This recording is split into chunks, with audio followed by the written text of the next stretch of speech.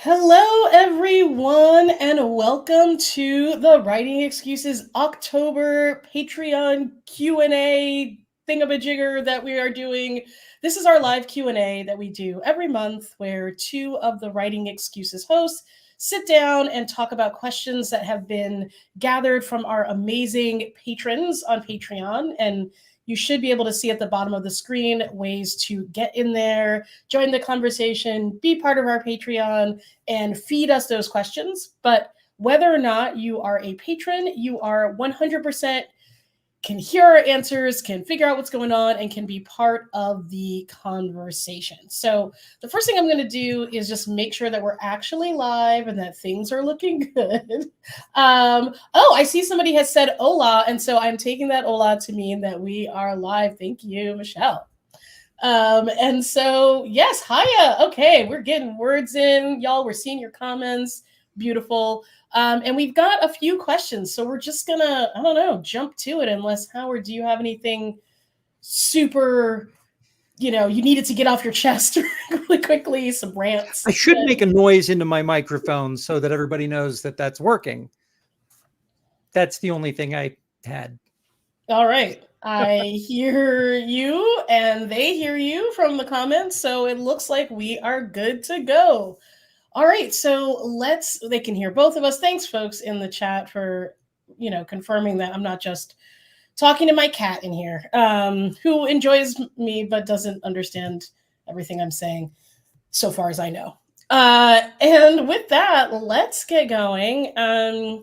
Do you want to ask me? Do you want me to ask you for our very first question, which is about slumps, those lovely writing slumps? Now yeah, this question comes to us from Joseph, and I'll just read it. Well, it's official. I haven't written anything new in my book for more than a month, so I'm now in a slump. What's the worst slump you've experienced, both pre and post professionally?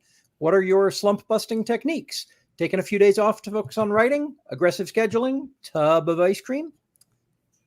That's an excellent question. It is. And it was asked back in August, so it is possible that we answered it, but it didn't get a check mark on it. So here it is in our spreadsheet again. Perhaps I really hope that the slump has not continued since August, because that would be sad.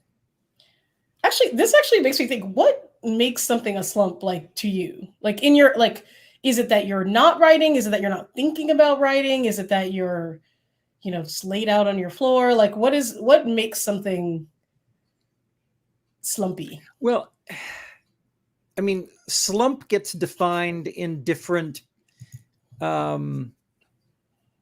domains in different ways. A baseball team is having a slump when they haven't won a game in a while. A batter is having a slump when he hasn't hit the ball in a while.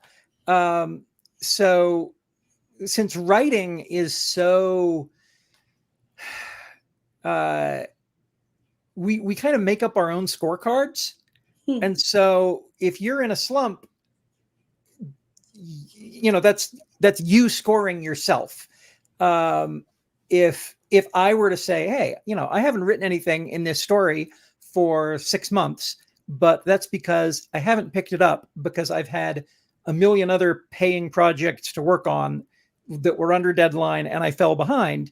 Well, from the point of view of that story, yes, I'm in a slump, or I don't love the story anymore. And then, the story feels unloved and is now sad. But from the standpoint of me working, I wouldn't say that it's a slump.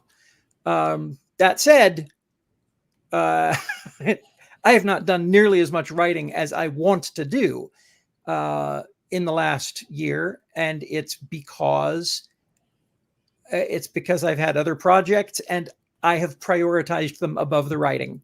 And the longer that goes on, the longer I feel bad about it. Or the more I feel bad about it, the longer I feel bad about it. The worse I feel. And so my approach is, if I want to break that kind of a slump, I schedule a couple of hours, I turn off all the distractions, and I sit down in front of the keyboard in front of the project or in front of the blank page and force myself to either write or be bored for 2 hours. And I don't handle boredom well. If I'm not writing within like 5 minutes, I've fallen asleep. I'm Oh cheating. no. You're dreaming of the story, Yeah. of the future of the story. Yeah, I was just thinking, so yeah, because I think we can measure ourselves poorly. So, in baseball, somebody else will tell you, like the referee, the announcers will say, The like, stat keeper. the stat keeper will be The like, statisticians. you're in a slump now, bucko. But that's how the stats people talk. But I think that in writing, like, we often are our own worst, like, best and worst coaches. So it'll be like, oh, we didn't, I've been doing all this research, or I've worked on another project, or I just moved across the country, and they're like, but I haven't written for X days. That's the only stat that matters.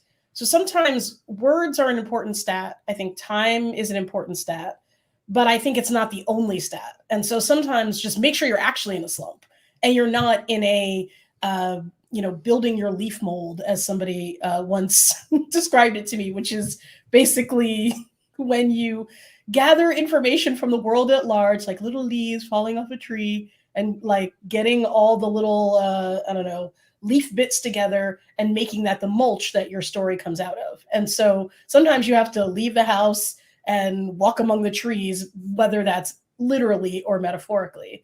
And so if you've been doing that because you just trying to figure something out, or you're listening to the podcast or asking a question here to get more craft information, to me, you're not in a slump. You're like, it's like no batter can. Going back to the well. Yeah, exactly. No batter can be there for every swing. Sometimes you're on the bench, but you're still in the game. You know what I mean? Like, you're still watching, you're still participating, you're still doing something, you're ready to tag in. You haven't like gone to sleep on the bench, but you're still there. You're in the stadium. You're part of the project. But there are times where it's like, nah, I'm not doing anything. I'm not leaf molding. I'm just molding. Yeah. In general. And for those times, my solution is based on what gets me to do things in life. I'm a big fan. Sorry, my cat's gonna come. Walk not in front of the camera, but everywhere else to distract me. So apologies. She's like, I have questions as well, but she's not getting them answered. I think that for me, it's like, yourself, everybody's different, so for me, scheduling a couple of hours to sit or be bored would not go well for me. I would be feeling guilty about other things I wasn't doing, and then I would just feel like now I have guilt magnified. I didn't do the writing during that 2 hours. I also didn't get my dishes done. And I also didn't, clean the house or whatever else thing I need to do. For me, it's owing things to people. So I'm a freelancer by trade and probably by nature. I do well when I owe work to another person. The downside is that when it comes to creative work that nobody's asked for yet, you don't owe it to anybody. So it's easy to, backtrack it for a paid project. So I actually participate in things like there's a project called The Grind, which is basically a thing where you get paired up with a bunch of other people. It's like 6 people in a group. And every day you have to send at least one sentence of writing to this group of people. And they send you like an email at the beginning of the month being like, you owe it to these people you do not know to submit this writing every single day. And I will tell you, like last night at 5 a.m, I was working on a project and I was about to go to sleep. I got in the bed, I got out of the bed, and I wrote my line of because I was like, no, these people that I don't know or care about, I owe them this thing. And that's because for me, that's such a huge motivator. And so knowing what your motivators are, for somebody else, they might be like, I would never do that. But for me, I know it works. And so when I feel like I'm not writing enough, I'll do The Grind or promise a friend a story or do something that makes me feel like I owe it to other people instead of just myself. And that gets me then I just get excited about the story, and then that momentum carries me on. Yeah, I've talked to people who there are a lot of neuroatypical strategies for tricking yourself into doing a thing that your neuroatypicality will might otherwise prevent you from doing. And I mean, that list of strategies is exhaustive and absolutely doesn't work for everybody, as suggested by the word atypicality. But I would encourage anybody who's struggling with slumps or getting stuff done or finding motivation to look into the sorts of strategies that autistic folks, ADHD folks, OCD, people whose brains work differently than the folks who are usually writing books about writing advice. And look at what those strategies are. Some of them might seem really freaky and weird, and then you realize they work. I don't have any examples, but I'm sure they're out there, but it really is about, figuring it out. And sometimes it's like you want it to be like, oh, there's this one answer, but in truth, like it's just slumps are so unique. And also figuring out, I think the last thing I'll say is like, why do you think you're having it? So this sometimes can help, sometimes doesn't, but sometimes it's like, is it that you're stuck on a particular part of the story that you haven't figured out yet? Is it that, can you jump ahead in the story? Can you pick up another project for a few days? Or, is that what's going on, that you're basically, trying to climb up a hill in terms of the craft work that you're doing at that point. And so, when you're climbing up a hill, every step takes longer and it takes longer to make your way up. So figuring out what it is that you think is going on can also help. But sometimes it's just like the mood, and, we're in a time of a lot of turmoil in the world, in the nation. And that's the other thing. Like sometimes it's just stuff is going on, like in your life, personally, professionally, just in general. And so give yourself some grace as well. Like we wish we were all automatons who could write 40, straight for 8 hours a day, no matter what. But the truth is that like sometimes, you get hungry or you see something and it distracts you on social media. And while there are ways to get around that, block social media, for example, you can't block the entire world. In truth, it's hard to do. And you can't block your own mind, because that's the thing that gets your writing out. So anything else on that? If not, I will read the next question. Let's go. All right. I am going to read this in its entirety. And this one comes to us from May. Thank you, May. I'm working on an ensemble fantasy heist story, and I'm worried it's too ambitious for a first novel. Should I go for it? How do I keep the novel length reasonable when it's going to need world building and plot for so many characters? What do I do? How can you help me? And I think I've distilled this down to, is writing an ensemble fantasy heist novel too ambitious? What do you think? Yeah, I had a sort of a two-step answer, and I'm going to start with the second step first. Writing anything at all is theoretically too ambitious for a first novel. Okay? But you have to write a first novel if you ever want to write a second novel. You have to write a first novel if you want to have a first novel. So whether or not you think it's too ambitious, just write the thing. And if you learn that you don't have the chops for it, if you look at it and realize, oh, wow, I've failed. I didn't do what I wanted to do. Hey, welcome to the arts. You try to do a thing and it doesn't end up being the thing that you wanted. That is probably the most common failure mode. And it's the failure mode that we learn the most from, because you write the thing and you look at it like, wow, that's not what I wanted. There's all these problems with it. How would I fix these problems? Man, I don't have the skill to juggle all of these characters. Well, that's a skill you can develop. And maybe it means, going back and revising. Maybe it means writing something else, but you're not going to know if this is too ambitious. Well, no, it is too ambitious. You're not going to know if you can't do it. until you've tried. And you'll learn from the effort. Yeah, no, I agree with that. I also think like you never know what'll lead you to the thing you need to do. So it could be that you thought you were going to write an ambitious fantasy heist novel, and then in the middle of writing it, you're like, oh, I got really sidetracked into like the life of the fantasy, vault keeper.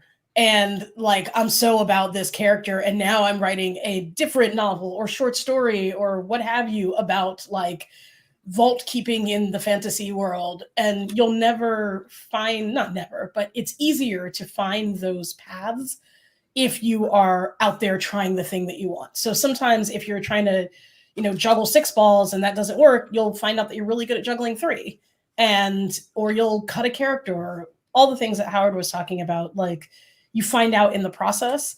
But there is something that I think sometimes people do, especially with first novels, I find, which is to try to think your way out of writing it, which is sort of like, it's like this question. It's the question about like, if you've ever had that question, like, oh, I want to write this type of novel, but I just found out that like agents hate it. They burn it on site. No editor will ever publish it again. Should I write it? Or should I research first what's going on in the field? Those are interesting questions to have, and they are important, but sometimes they're your brain just wanting you not to write by giving you some other random thing to focus on. So your brain is like, ooh, this writing is getting rough. Like you're climbing up that mountain and it's like, whoa, this is really steep. What if we became an artist and painted the landscape? Like, it's just a thing to kind of like off ramp you. And so a lot of times I'm like, don't worry about those questions. Write them down so you don't forget them. Or if you have a concern that isn't stopping you from writing at this moment, capture it. But it doesn't have to capture you. You know what I mean? Like you can put it down somewhere and then keep going. And then if it's actually to the point where it's stopping you from writing, use some of those slump techniques we talked about earlier to try to get yourself through that. Yeah, I was I rabbit holed myself on rereading the last 2 Schlock Mercenary books, which are the next 2 that we're putting into print. And so I have to do marginalia and cover design and so on and so forth. And I thought, hey, you know what? I'm going to go back and read these so I remember what's in them. And the version of me that launched Schlock Mercenary in June of 2000, if he'd seen final chapters of this story, he would have looked at it and said, oh, that's not when I say seen it, not seen it as something future me did, but seen it as this is what a daily sci-fi comedy should end as, or whatever. I would have sworn off comics forever. No way. I can't do that. That's too big. It's too ambitious. It'll never happen. I suck. The only reason I launched Schlock Mercenary is because I was like a poster child for Dunning-Kruger. I had no idea how little I knew about the business I was going into, about the fields that I needed to learn just in order to make one comic strip, the number of things that I had to learn in order to do it, and in order to do it well. And yeah, I leveled up a lot in the early days, and I kept leveling up all the way to the end. That's don't look at other people's endpoints. Don't look at the fact that Brandon Sanderson is halfway through a 10-book monster fantasy series. Don't look at that and say, wow, that's what I want to make, but I don't think I'm good enough yet. Well, you can talk yourself out of trying to write an epic fantasy very, very easily going down that route. That said, the question about managing lots of characters and lots of world building at once, there's some very technical aspects to that question. And I think the best way to address those would be to sit down and read some heist novels If you can find some fantasy heist novels, I can't think of any offhand, but heist novels that have some world building in them, whether science fiction or fantasy, sit down and do some reading and use hard copies so that you can do tape flags and highlighting and whatever, and look at what writers who managed to convince an editor to buy it and who, theoretically got an advance for it.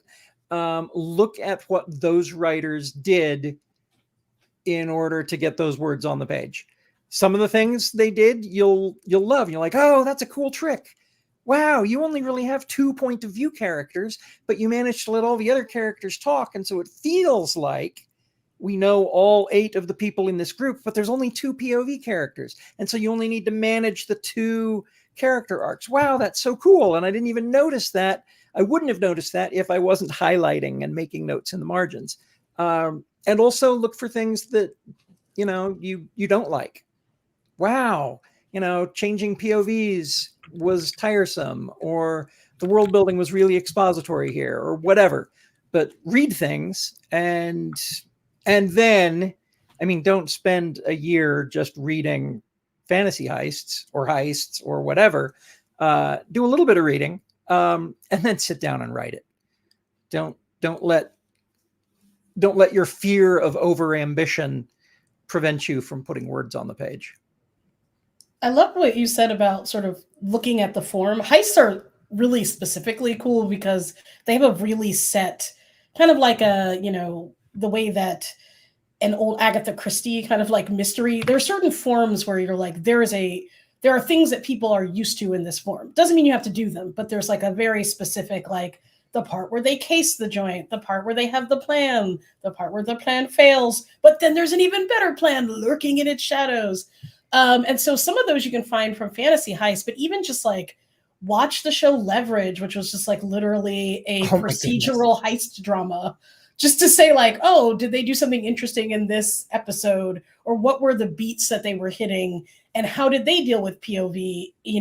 Is there a particular episode that you absolutely love? There's an episode of Leverage where it turns out that the team, before they met, all tried to pull off the same heist.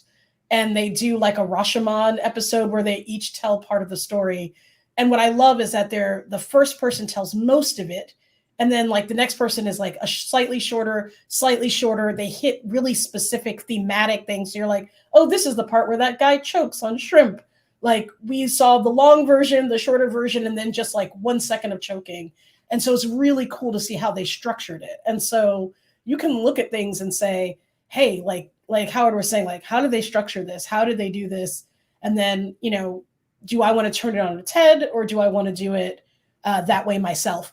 Or look at something with multiple POVs that isn't a heist. Like maybe you're like, I've always loved X book that has managed 16 POVs. I don't know what that is in one novella. If you find that, good luck.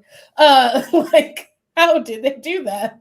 Okay. And then you can move that thing over. Because a lot of times what you're doing in craft is like the center of a Venn diagram of different craft elements. So you can try to find the exact matches ideal, but you can also find things that just fit one part of the thing you're trying to do and try to then learn from that part of it, I think. Cool. All right. Fixed. No, just kidding. Your novel's basically written now. Yeah. Okay. Next question. What is your strategy, process, and timing for revisions prior to handing a manuscript off to an agent or editor? Well, I will say, like, be ready, because once you hand it off, there'll be more. So whatever your strategy, process, and timing for revisions are, I think even the most brilliant writer in the world will have their agent do a pass with them, will have their editor do a pass with them. But what's nice about figuring out your strategy and process first, which I'll get into, is that you can do it at your own time, at your own speed, the way that you'd like, and figuring out what works for you is great, so that when other folks start becoming part of your revision process, you can figure out how to better like integrate them into it, as opposed to letting them drive the car, because ultimately you're the one who has to, steer the writing. I'm into analogies today. So you're a mountain, you're in a car. I think for me personally, I tend to revise as I go. So maybe you shouldn't do it, but I do it. I think I'm helped by this because I tend to write shorter works. But even in longer things that I write, a lot of times I am looking for rhythm. I'm really into the rhythm of prose. I'm really into the voice of prose. And so if the rhythm isn't right, it feels like I've put on the wrong song and it's going to take me to a completely different plot point or character moment than the one I was intending to get to. And so a lot of times I will start from, if I'm writing something and I'm on page 20, I might still go back and like read the first 19 pages and then be like, oh, actually, let me change that. Ooh, let me change that, even though the story isn't finished yet. Or even as I start writing, I might write a line or two and then be like, I don't like the sound of that. Let me change it. However, I have had to learn to curb this impulse because you can revise forever and never finish the story. And there are things, especially about the beginning of a story, that you will not learn well until you get to the end. Like you won't know if that ending resonates, if the beginning resonates, if the ending doesn't exist yet. I forget who, but there is a famous editor out there who talks about just reading the very beginning and end of a story when they try to decide whether to pick it up, not to see, not to spoil it for themselves or to see is it exactly the same, but do they seem like they live in the same world? Do they seem like there's some resonance where you're like, wow, I really am excited to see how this author made it from point A all the way to point Z. But if it's point A to point like pi, then it's like, okay, maybe this doesn't work as well. Or I'm going to have to look for where they were able to like go so rapidly off. If the A is a like the block letter college letterman shirt font and the Z is papyrus, Love papyrus. we have a problem. Yes. That's the mood is wrong. Yeah. Also, and maybe it's like, don't use papyrus. I love papyrus. No, I don't. But like, and if it's like, hey, maybe it turns out that like you're changing the letter by a tiny bit each page and like it all makes sense, but more likely something got lost, in the interim. Anyone can pull off anything, but you have to really know what you're doing. And so a lot of times to stop myself from just over revising and making it feel overworked, like overworked dough, I will actually say, okay, if I'm on page 20, I can only start from page 19 and read. And I can do whatever I want to page 19, but I can go. And then like once I reach page 24, I got to stop. And 23 is the earliest I can look at. So as I'm writing, if I know I'm revising as I go, I limit the amount that I can revise along the way. And then I think other couple of quick tools. And then Howard, I'm curious, of course, what yours are. Like I love to print things out. I'm a big fan of printing and reading it in a different format than I wrote it because it helps me see things in a different way. I love the Microsoft Word lady voice that does speak out loud of your text. I will have a piece of text. I'll have her start reading it to me while I like go get another drink of water or walk around my house or do chores and listen for things that do not sound right to me and then note them so that I can go back and fix them to try to, and she says it in a very Siri-like way. So it isn't perfect. And it helps me weirdly figure out what might be off because when I say it to myself, I make it sound good. And when she does, she doesn't quite. And so it's easier to see where there are gaps. Process. My successful process is don't really start the revising until the story's done. My unsuccessful process, I say unsuccessful. I've succeeded this way plenty of times, but it's much harder, is the revise as you go, revise as you go, revise as you go, and just keep inching forward. And that's hard. That is really hard. But once I have the end and I'm going back and revising, I revise until all of the wrong is gone. And everything that I'm now looking at is imperfections. Oh, this could be a little bit better. Oh, this could be a little bit better. Oh, this could be a little bit better. You know what? If I'm sending this to an editor, they've probably got a higher bar for a little bit better than I do. Out the door it goes. And then they will find things that I thought were mere imperfections that are just wrong. And they'll find things that I thought were wonderful that are also wrong. And, but that's, I think it was Picasso said, art is never finished. It's only abandoned. At some point, you have to decide that while you could make this better, you could make it shinier, you could polish it so that it's, it's smooth enough and perfect enough to function as a replacement lens for a space telescope. Don't do that. Go ahead and abandon it once you've fixed everything that's wrong. I love that. I also think like a lot about like, I was thinking about like the lines and arcs of a piece. Sometimes the way that I find things that are wrong is to figure out so any story will have like its plot arc, like what's happening in the story. There's the character arc, there's I'm a big fan of the information arc, who knows what when. And so sometimes I'll just go back and try to look at what are all those different pieces, and does everything make sense? So sometimes I'll do a read through just looking at, is all the character stuff making sense? Or if I'm doing game work, do all the mechanics line up? Just looking at that, and anything I notice that's something else, I'll just write it down this is not the revision for that. This is just a revision to say, like, does it make sense that this big emotional moment happens, or does it feel like it came out of nowhere? Let me look at all the different emotional things that lead up to this.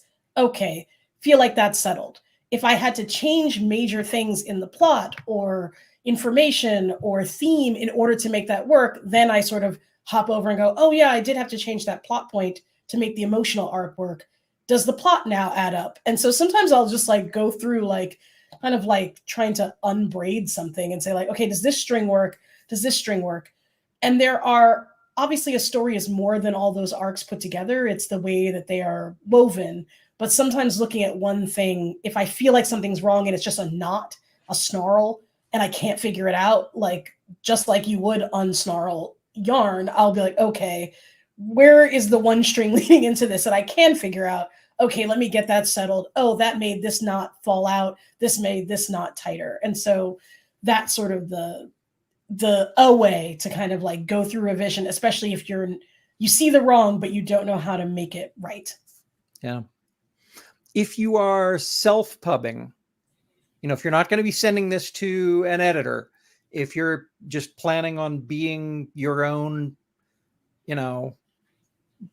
sole creator, sole whatever on a thing, your revision process needs to include copy editing. And the best and most tedious, painful copy editing trick I ever heard, and I've used it and it works, I got from Peter Ahlstrom, who does copy editing for Brandon. And Peter said, read the book backwards. Start from the last page and literally move your eye backwards across all of the words. It takes forever, but mistakes leap out at you, especially things like, oh, wow, I used the word really 3 times in one paragraph. I didn't notice that reading it forwards, but reading it backwards, all of the reallys really jumped out. There are plenty of other copy editor tricks. If you're self-pubbing, then the revision process, you got to add a couple of other steps. Some of it's also just time. Like you have to give yourself you got to get out of the weeds in order to see, what's happening there. Like you need to, if you just finished writing something, if it's really long, maybe you could go back and copy edit the beginning, though I love the reading backwards. And I think the reason it works is because it gets you out of the spell of the story and into the like literal, like, do these words belong in this order in a way that makes sense to other people? Yeah. The first time I did it, I was like, how do letters even, how do what? I don't and then it was like, it unlocked. I'm like, oh, wow, this is cool. Yeah, I can read backwards. Yeah. It's like what it's I think the like breaking the spell is also why you often find all your editing mistakes after you send something to someone. Like you'll be like, "Oh, I sent it. Let me like get a drink of water. Like let me just look at this one more time." And you're like, "No, alarms. I failed." Which is fine. Like an editor is not going to be like this one typo stopped me from publishing the greatest novel I've ever read. But I think it is really interesting that like somehow your brain like is in a different mode all of a sudden once you're done and can suddenly spot every single thing that you ever have Yep. miswritten. Yup. Who's reading the next question? Is it me? I think so. Yes. All right. Is the lawnmower coming through my microphone? Not physically. I hear a slight hum, but it's not a big deal Okay. to me. The audience can let us know if it's bothering. Neighbor kid you. is mowing the lawn, and I'm not going to stop him. That's. I think you should go take him out. So let me read this question. I finally finished my book. Yay! Yay! We're happy for you. And I'm planning to start my next one in about a month. Can you give me suggestions on how you world build and outline in preparation for a new book, especially a speculative fiction book? And I just want to note that this question comes from Joseph Barter, who was also the person who had the slump question a long time ago. So congratulations for getting out of the slump without needing any of our help and being on your next project. So yay! But yes, so what are some suggestions on how to world build and outline for a new project? I would start by writing a few one-pagers that are like Wikipedia articles, encyclopedia entries about your world. Hey, here's 50 words about, the Battle of Trick or Treatsville. And, it was scary. Candy was unwrapped, baby.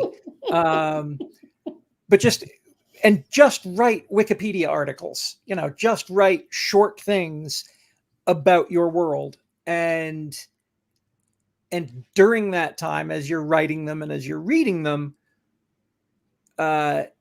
sort of let your mind be open to the interconnectedness of these things, because as you are world building, you'll realize, oh, wait, candy wrappers don't actually exist in my world. That was a dumb joke Howard told, or whatever. You'll start to find implications and interactions, and it's one of my favorite things to do. When I wrote the 70 Maxims book, I had a spreadsheet that I used to keep track of when the various people who wrote their notes in the margins of the book, where they were at various times and what it was they were writing about as they were writing in the margins.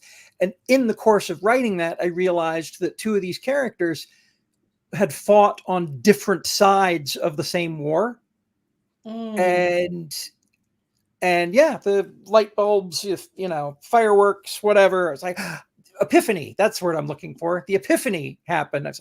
And I got a whole bonus story out of it. A whole story about the terraforming war and, one of the characters' backstories. And it was a lot of fun. And it grew out of Wikipedia-esque spreadsheet entries. Wow. So that's where I'd start. Nice. I have never done that. That seems really cool. I think the closest I've done is making PowerPoints, as I think I've said before on the podcast, that I make a PowerPoint document for my world that is there to capture things I write. So I oftentimes world build on the fly, which means like I'll be writing a sentence and then I'll mention something that apparently exists, like Trick or Treatsville. And then in my document, I'll be like, Trick or Treatsville exists. Candy War, ? And then I'll just keep writing. And then I look at the PowerPoint every so often and go, does this make sense? Like, can all the things in this PowerPoint exist in the same world? Like, is there a Candy War and also mechs, but also like it's underwater? I don't know, maybe. but maybe some of those things are just me jamming too much world building into one thing. That said, I'm teaching an entire class this spring on world building and building stories out of worlds. And so I've thought about this like way more than any person possibly should. And the way that I'm thinking about it for this class, which who knows, I haven't taught it yet, but could be a fun approach, is to think about different aspects of the potential world. So let's start at the very beginning. And somebody asked why a PowerPoint. I don't know. I just like PowerPoints. They're graphic. You can put pictures in them. Like if you like, sometimes I'll cast my story and I'll be like, or I'll come up with a cool visual for something and I'll throw it in the PowerPoint. Because I can't visualize things on my own, it's nice for me to find visuals when I can and throw them in the PowerPoint. And also the text is huge, so I can't write too much. It stops me from writing an entire treatise on the world and makes me keep it to large bullet points. It forces you to outline. It does. It's not an outline. It's not an outline. It's a PowerPoint. This is how my brain works. I'm like, I don't outline. I just make a PowerPoint, which is definitely not an outline at all. It's just pretty. Do not go off into that one column off to the left of the PowerPoint where it sums up your slides, because it looks exactly like an outline. That's a lie. That's a lie. The I tell magic you. will be gone. That's we don't believe in that. But I also, so the first thing a lot of times I'll think about is what's the thing? What is the, sometimes they call this the novum, which is like, what is the thing that makes this world interesting to you? Like, what's the idea? What's the new thing in speculative? But like, what's the thing that excited me about the world? Like, if I were to describe the world to people in a line, like, what would I say? Like, oh, it's a world where, you know, outlines are illegal, and anyone who uses them must be stopped. And if that's like the thing that I'm excited about, that's something that I'll keep in mind. But then I'll go through and look at the thing that I've been sort of playing around with is different aspects of a world. So I'll be like, okay, geographically, what could make this happen geographically? Do I have any idea why people would hate outlines in this world? I don't know. So I'll look at the geography. I will then go and look at like politics and the economy. I'll look at how do people get around. I'll look at what's the weather. And maybe those could all be individual Wikipedia pages that like have some aspect, but I make sure that they always tie back to the thing that I'm really interested about originally, or the latest cool thing I've discovered while being interested in the world building. And then I play games. I am a big fan of playing or reading about, even if I don't play them, I only play them in my mind. There are a lot of narrative tabletop role-playing games that are all about developing a specific aspect of the world. So there are games that are about like, what are the lost objects of a world? There are games that are about what does the map look like of a particular place? There are games that are like, how does the language work in this particular world? And so what I'll do is I'll look at the way that the game works, and I could try to drop these somewhere because I am not going to remember them all off the top of my head. Many of them are on this shelf behind me, but I'm not going to rustle around for them at this moment. But I will look at them and I will say, okay, in this game Dialect, which is all about developing language, how do they develop new words in the game rules? Let me use that to develop just 3 words. Like their game may have like, you develop 100, but I might be like, oh, look, there are 3 really cool words. And that will really help me figure out all the things that they do in this world around a particular topic. Or this is a cool mapping game, and I'm going to map just one really important thing that I think I'm really excited about in my story. And so doing those gives me a way to not feel overwhelmed by like, it could be any geography. It could be any, science, could be any magic system. I use the games to see how does my mind take me, and then use those to build up the world bit by bit by bit by bit until I have my entire world PowerPoint not outline that I can kind of use and change as I go. And, this could be video games. Like video games are also amazing, like just to learn from in general. But a lot of these games like that are tabletop games are like very much like, think about what would happen if you lost your memory. Here are 8 questions you ask and like what they reveal about the room around you. And so they're this kind of deep world building, narrative building thought that I really love reading and using for my own purposes. Yeah, one of the first things that I do when I'm world building a new culture, I did this a lot in Schlock Mercenary. I look for what people will use for cursing. What are the words they use when they're angry? What are the what's and are those words related to things that are taboo, or are those words related to things that are disastrous?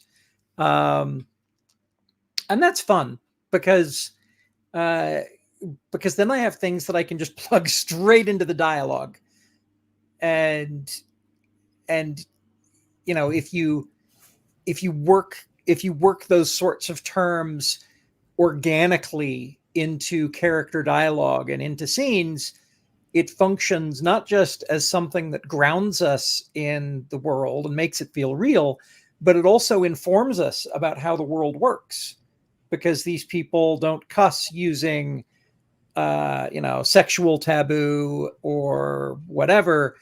They cuss using chemistry, bad chemicals or whatever. I want that now in a world. I want a world where somebody writes something where bad chemicals are the curse word. Yeah, it's so funny that that's what you go to. I love the. I feel like this really reveals like how you outline and how you world build. It says a lot about just like who you are and what's going on in your brain. Because for me, I often look at who gets screwed. Like if I'm completely stuck and I don't have any games to play, I always look at, given a world, who is the person losing, who is the person at the bottom of the social structure, and what do they want to do about it. And so I love that like our approaches are very different, like, but it doesn't matter. Like it gets you to the same place. So it's also just like figuring out what is it that makes you interested about a place. Like even in real life, if somebody told you like, I went to X place you've always been interested in, would you ask them about the buildings? Would you ask them about the people? Would you ask them about the food? Like, what are the things that interest you about a place or a world or a culture in real life? And then maybe ask your questions those exact same questions of your story. I also just want to say before we go to the next question that I saw the comment about letting game time getting in the way of writing time. And I will say that while that is true, and I have 1000% been there, I always try to think of even fun things as a chance to see the way that people make me care about a narrative. So not in a way that makes it not fun, but like sometimes I'll be like, oh wow, like I really enjoyed like this section of the game. Like this was really awesome. And I'll be like, well, why did I? And try to think about it just for a second and think, oh, this is something cool. Is there a cool technique here that I can use? And then it makes me feel like all that playtime was in fact so productive because I learned something, right? So it wasn't just me stabbing 1,000 people in Dragon Age. It was me stabbing 1,000 people in Dragon Age and learning about friendship, or what have you. And so it all makes sense. The real friends are the people we stabbed along the way. Thank you, because I had that framing in my mind and I could not fill it in correctly. But Howard, you are the master of humor. So we have, I think, we have 2 questions left. But yes, as it says in the comments, if you have questions, comments, concerns from the audience, we'll probably have a little time at the end. Mostly questions. If you have concerns, save them until we've left. That would be my preference. Say them for next month when I'm not here. Yeah. I'm concerned about Erin. Whoop! Well, she's gone now. I can't remember. I think there was this question: are there optimal times during the year to query agents? And I have 2 answers. 1, almost certainly, and 2, I do not know when those times are. Why would you ask me that question? I don't know the answer to that question. Where's Dongmon when we need them? I got nothing. But also, I also have nothing, but also query anyway. That is my this is another one of those, I think, like things that your brain will do to make you feel like you have control. Like at the end of the day, like it's kind of like getting on a flight. you've at a certain point, once you've boarded, you lose control over that process, and you just kind of have to trust in it. And I think that while there probably are better times of the year, like each agent and editor are different. And so like, who knows if like this particular person is like, I never read things in the summer because I am off in Saint-Tropez. And this person is like, I never read things in the winter because I do an elaborate Christmas lights show that disturbs my neighbors for months. Like, who knows what it is. And so a lot of times you just have to go. There's this thing that I heard, I can't remember who said it, and I heard it 30 years ago. And it was, the phrase was any given Sunday. And the context was any of the pro NFL teams can beat any of the other teams at that level on any given Sunday. It just depends on the Sunday, because those teams are all playing at a level where, one quarterback's having a great day, one, defensive back is having a bad day. And that was just that Sunday. But if they were to play again, the game might come out completely differently. And the point here is that if there are good times of year to question or, to query an agent, that comes down, I think, to any given Sunday. If they are open to queries, then you query. And you have no control over whether somebody messed up their sandwich order or their breakfast order that morning and they're just grouchy. You have no control over that. So query away, because that's one of those things that you have to accept as out of your control. I mean, unless you are the one who's making sandwiches for the agent you're querying for, in which case, one, we have a cool story seed, and two, I really hope that's not a thing any of you are doing. I just want to say that I love that, number one, I really successfully held myself back from making so many snarky football remarks about various teams who can never win. But I'm going to just save them, because who knows who all you all are rooting for out there. So we support your teams. But also, it's a movie also, like based on that phrase. There's a really great football movie called Any Given Sunday.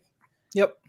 Which everyone should look at. Do not send sandwiches to agents. This is not, I will say. I know you were joking, but I will say I once, during the early sort of lockdown part of the pandemic, I made like croissants, like chocolate-filled croissants, and tried to send them in the mail, and had a 50% success rate on with no ice, literally just put them in a box and took them to the post office and was like, go. And I will say that it could be that you're sending the agent a delicious treat or food poisoning. The failure mode of postal food is attempted murder. Yeah. So just, as a heads up, in case that was something you're thinking of doing, I wouldn't. Anyway. You should read this last question. Yes, I'm going to read this last question, which is, in one of our recent episodes, might be the last one, we, the podcasters, mentioned that the 5th season structure helps to highlight its theme. What other aspects of the story could be brought into focus by changing the structure? And I will say, more even generally, how does changing structure change the way in which a story is read for the 5th season and beyond? Thank you to Marielle. That's an excellent question. It's been a long time since we recorded that episode, and it's been even longer by 3 or 4 days since I read the book. And so I don't think I can speak confidently to the specifics of 5th season. But when you look at structures, when you look at the various structures and the effect that they can have on the theme of a story, POV switching is a huge structural tool, and that's the one that that fifth season used to great effect to to outline or to explore the theme. In media res is a structural tool that fifth season also used, although we didn't realize that it was necessarily being used until halfway through the novel.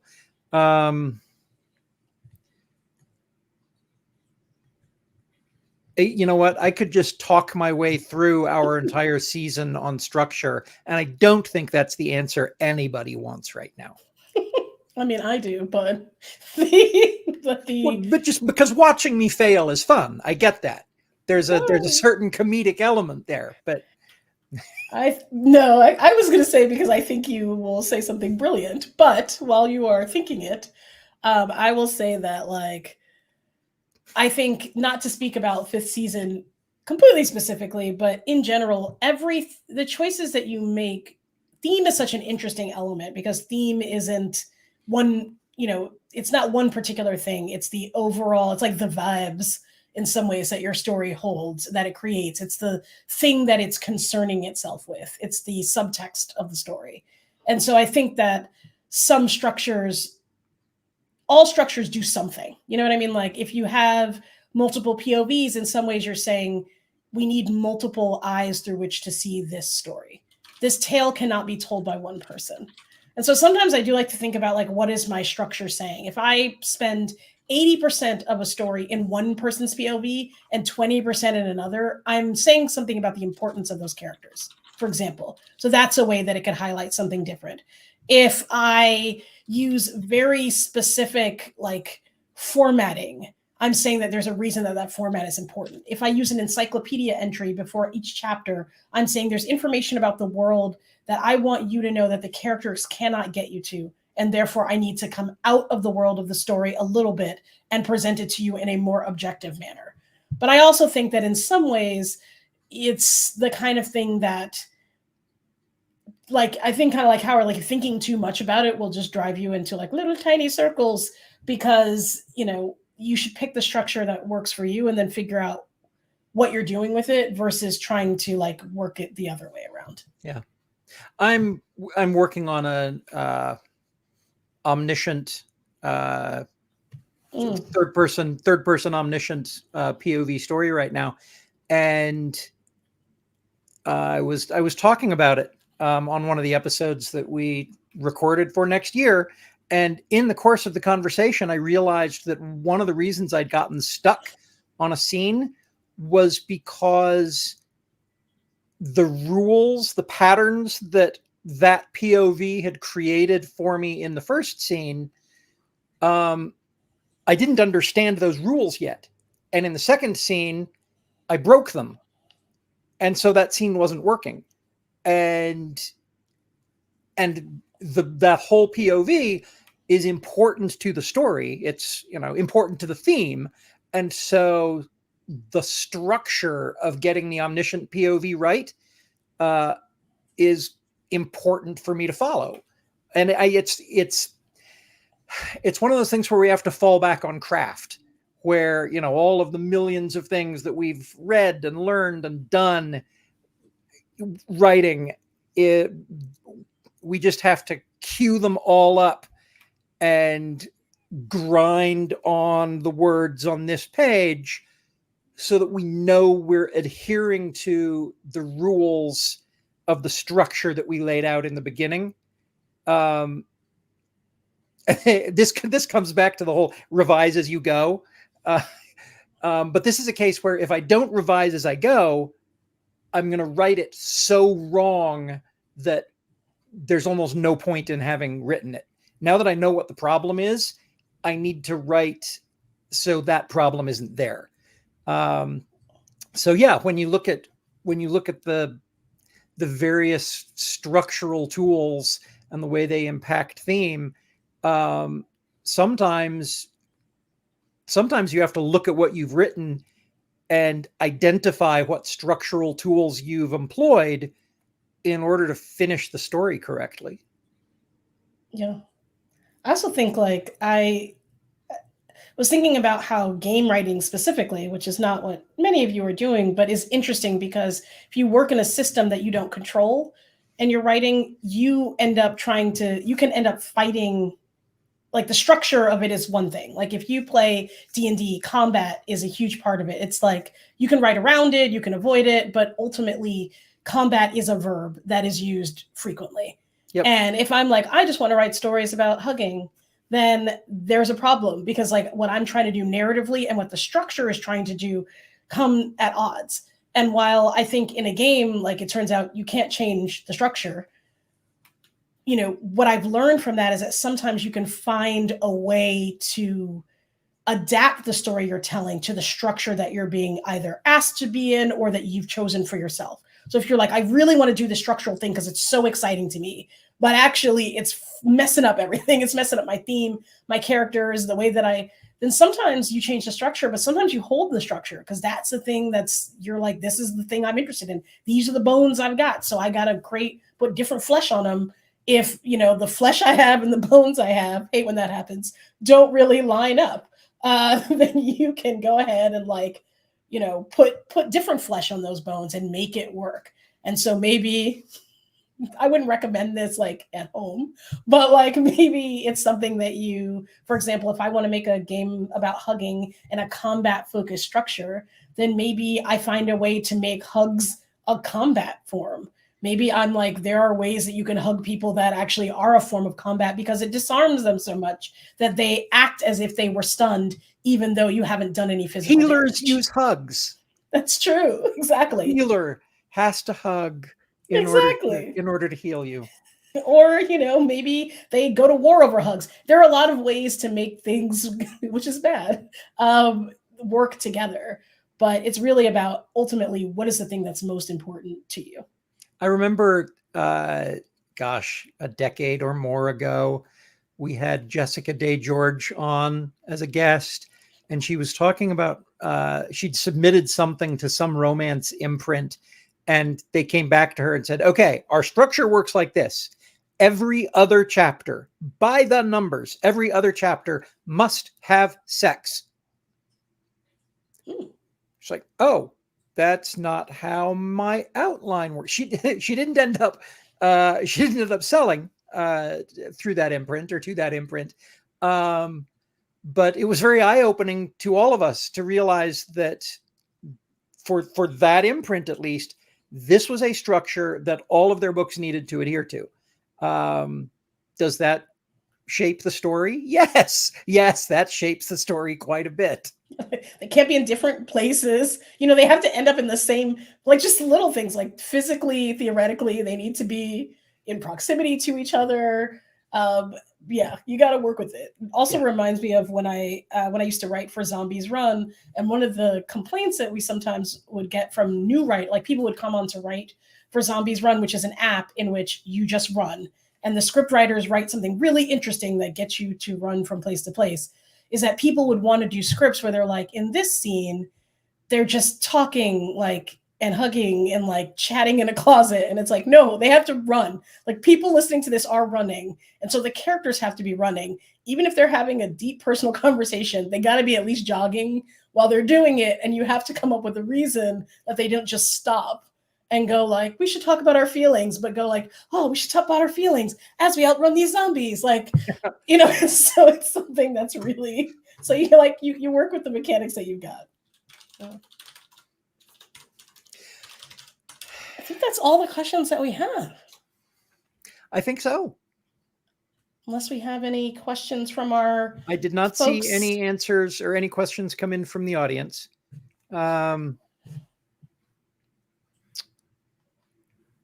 Which could mean that I wasn't reading closely enough, but I do not know. I actually do. I don't see any either. So either we both are failing to read. I saw 2 question marks. One was, do agents accept sandwiches? And the other was, do we need a t-shirt with that quote? And I think we can let both of those slide. Nice. The answers are probably yes to both, but I don't know what quote and I don't know which sandwich or which agents. We've covered postal murders, so I feel like we're good. Yeah. Which that's how you get the flesh on the different bones, through the postal service. Feel free. I'm just gonna spend this time building my own world with flesh. Mail order cartilage. Yes, amazing. I need this in my life, or do I? Oh, all right. Hey, this has been fun, everybody. Thanks for coming. Thanks for sending us your questions. If you join the Writing Excuses Patreon at patreon.com/writing excuses, writing-excuses is the URL down there below. You can submit your questions to us and we will answer them on TV.